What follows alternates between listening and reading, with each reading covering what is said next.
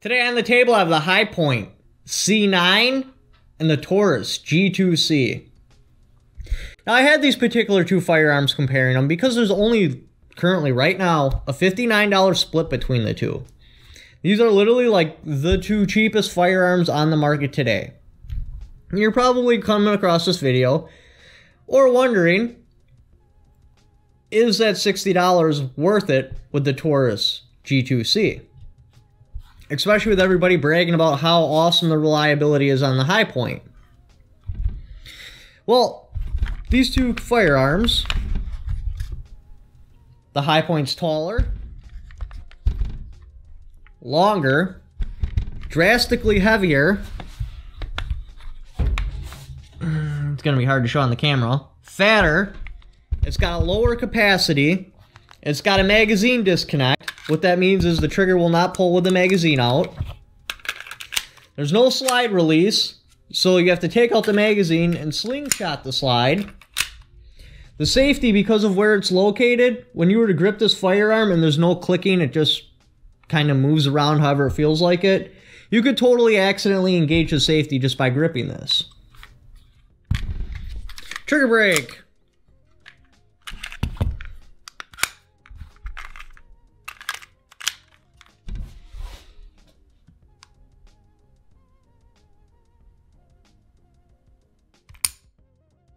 The trigger on the High Point actually breaks pretty clean. It's real gritty. Got a lot of creep to it, but it's a High Point.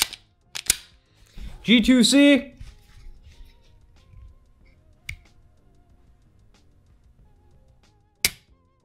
The High Point breaks far cleaner. There's a lot of movement in the front sight with the G2C.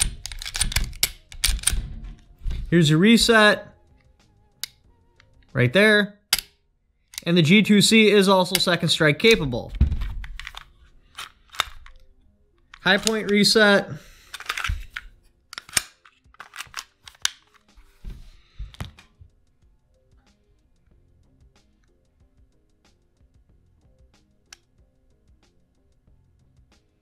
I'm not even sure where it was. I didn't hear or feel a click.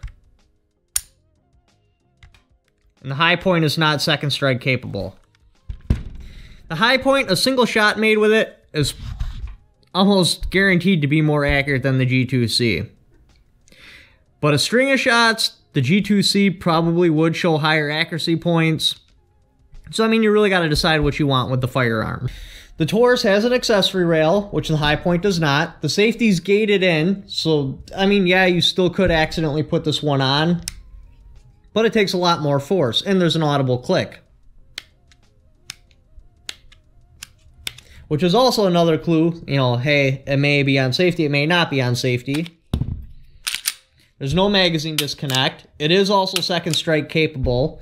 You're looking at 12+1 instead of 8+1. And regardless what people say about the High Point reliability, the Taurus is drastically easier to field strip.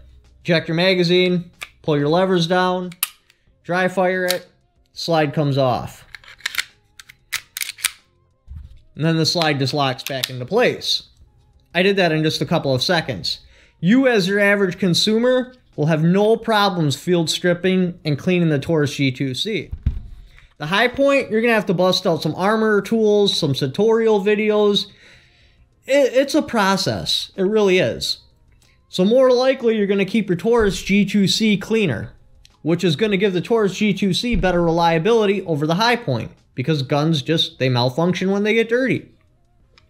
It's just the way it is. Also, quality control on the High Point, like, I've seen it where they've had like chunks of the barrel with burrs coming out of it and stuff, so it's probably going to affect your accuracy. Taurus G2C has a nice polish on the feed ramp. High Point, no such polish.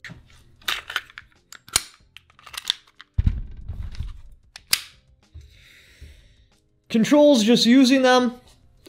Magazine going in and out, very hittable from your normal shooting position. The button's kind of small. It should be just a little bit farther back or a little bit fatter.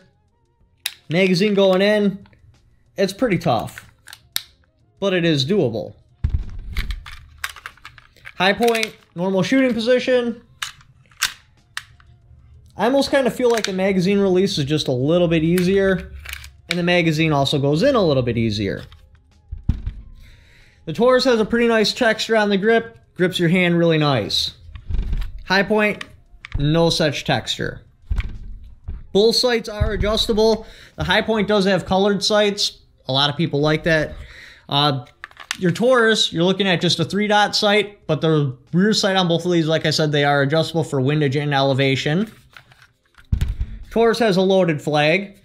Now, the difference between the PT-111 and the G2C, the biggest difference, there's no longer a lockdown key right there.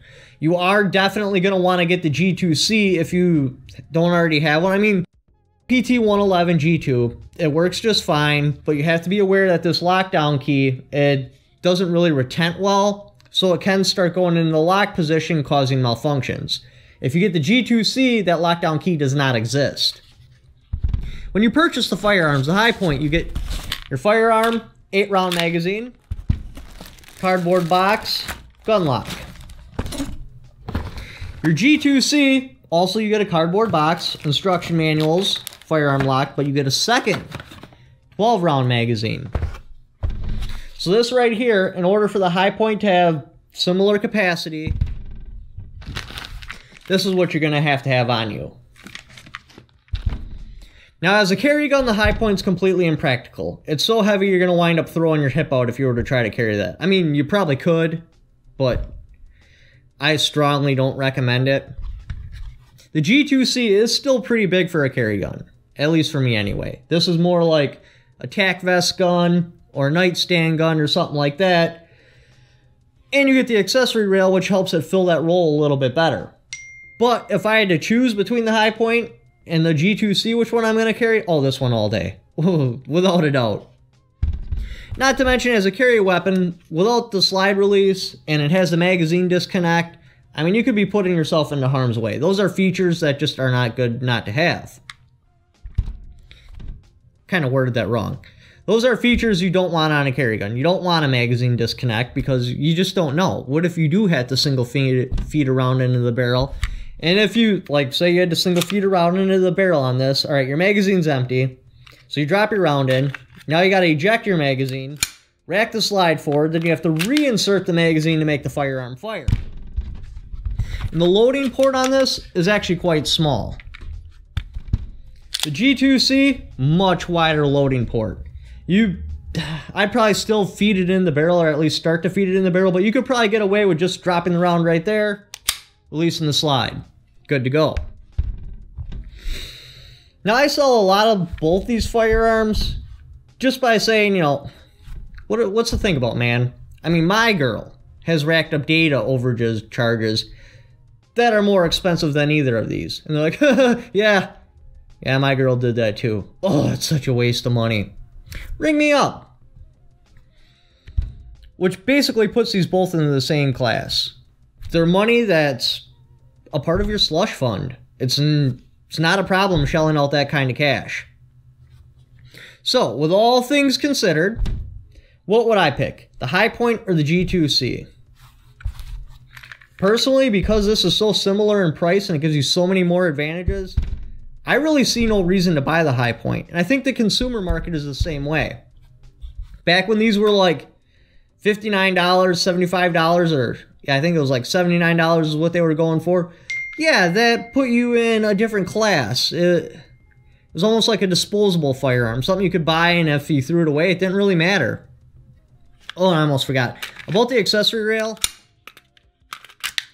they do offer lasers and stuff that'll attach right to the trigger guard, so you could put something on here. But anyway, back to what I was saying. But now that this came into the market, these don't sell. I mean, rarely ever does somebody come in and buy a High point. Because just holding these next to each other, like, yeah, no contest. Even the look of the Taurus G2C, it's better. It looks sexier. The slide cuts are cut better because they go in at a downward angle like this. And typically when you rack your firearm, you know, it's slightly canted up. The High points are straight, so if you put any kind of cant on it, your fingers are going to want to slip off. And this slide is drastically harder to rack than the High point or the Taurus G2C. Do I think that the reliability in that of the high point is slightly overinflated? Yeah, because they're usually doing these tests on a brand new firearm. Shoot like 300 rounds of carbon through there, or get like 300 rounds worth of carbon through there, and see how reliable it is then. This wouldn't matter, because you can just take it apart and clean it. Your average Joe cannot take this apart and clean it. But yeah, no matter what the situation is, carry home defense gun, tac vest gun, just a range toy, just a cheap gun that, you know, could possibly be a throwaway gun, without a doubt. G2C kills the high point every single aspect of a firearm spectrum, I guess you'd call it. But thanks for watching. Leave in the comments below which one you would pick and why. Don't forget to subscribe.